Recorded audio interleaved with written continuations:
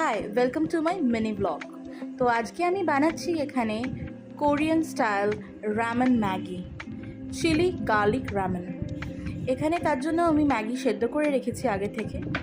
তারপর ছোট ছোট করে কুচিয়ে নিয়েছি কিছুটা রসুন, আর সেটাকে তেলে ভালো করে ভেজে নিতে হবে। তারপরে ম্যাগিটার ওপর 2 টেবিল স্পুন সোয়া সস দিচ্ছি, সিজলিংটা যেটা ম্যাগি মশলাটা আসে সেটা, 1 টেবিল স্পুন সেসমি সিডস, আর কিছুটা কাশ্মীরি রেড চিলি পাউডার ইচ্ছে মতো।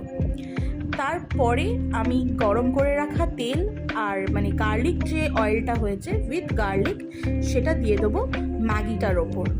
আর তার সাথে সাথেই সুন্দরভাবে এটাকে আমি মিক্সড করে নিচ্ছি with the help of chopstick দিয়ে ভালো করে এদিক ওদিক মিক্স করে নিচ্ছি। না থাকলে ফর্ক ইউজ করতে পারো। সো খেয়ে জানিও